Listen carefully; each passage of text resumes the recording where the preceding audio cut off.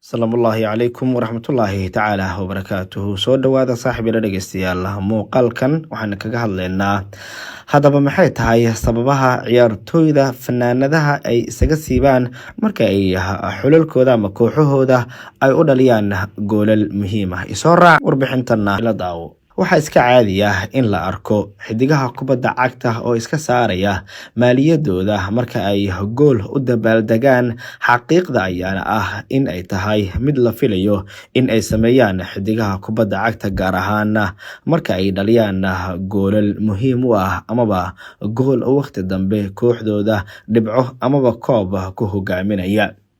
Waxaa intaas sii dheer in tartamada muhiimka ah sida Champions League amaba koobka adduunka ay tahay kulamada aadka muhiimka u ah kubadda cagta. Xidigo fara badan ayaana sidaas sameeya maadaama ay tahay riyo u rumowday, waana sababta loo filo in ay xidiguhu kubadda cagta bixiyaan maaliyadooda marka ay gool u dhaliyaan kooxahooda amaba xulalkooda.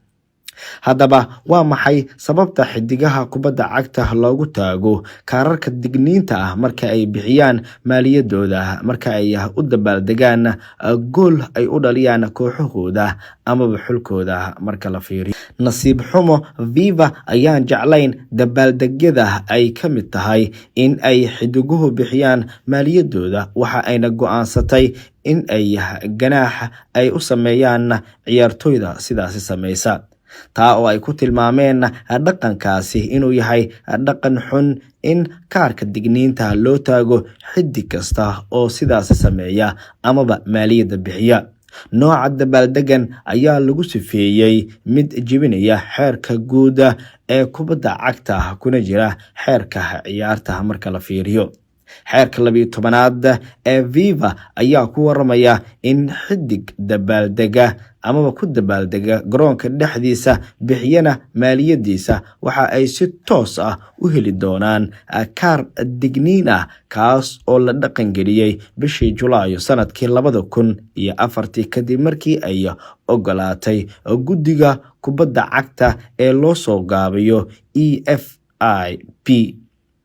EFIP ayaa mas'uul ka ah sharciyada ciyaarta. Waxa ayna inta badan ay ku tilmaameen dhaqan xumo aad u xun in xidiga uu iska saaro maaliyadda inta uu u dabaaldegayo goolka uu kooxdiisa u dhaliyo. Marka la fiiriyo haddaba sharcigan 12aad ee FIFA, ciyaartooy ayaa u dabaaldegi kara gool uu dhaliyo, laakiin dabaaldegu waa in aanu waqti lumin. In uu xidiga ka baxo garoonka si uu usoo dabaaldego ma ahan mid dembi ah, laakiin waa in uu si degdeg ah ugu soo laabto gudaha garoonka. Waa maxay sababta ay FIFA digniinta u siisay xidigaha kadib markii ay iska bixiyaan maaliyadda? Waxa uu xidiga sidaas sameeyey luminaya waqtiga fikirka guud ah. Marka la fiiriyo, marka uu xidiga maaliyadda iska saaro si uu u dabaaldego, waxa uu waqti lumiyaa. Garsooruhuna waa in uu sugaa ilaa inta uu xiran doono maaliyadda, taas oo qaadanayso ugu yaraan 2 daqiiqo iyo bar. Marka la fiiriyo, marka uu xidiga ku soo laabto amaba ku dhibaatoodo in uu hore u xirto maaliyadda, xidiga waa in uu diiradda saaro ciyaarta halkii uu waqtiga lumin lahaa, sida warbixinta ay ku sheegeen FIFA. Sidoo kale waxaa jira xidigo fara badan oo fariimo gaar ah u gudbiya marka ay maaliyadda iska saaraan, iyaga oo maaliyadda ka soo hoos xira maaliyada kale si ay u muujiyaan kooxda islamarkaana fariin ay ugu soo qorto. Sidaa darteed FIFA ayaana ogolayn in ay xidiguhu u gudbiyaan fariimo siyaasadeed amaba mid dhinaca diimaha ah. Sidaa darteed arrintan ayaana halis ku ah kubadda cagta, sida warbixinta FIFA ay ku shaacisay.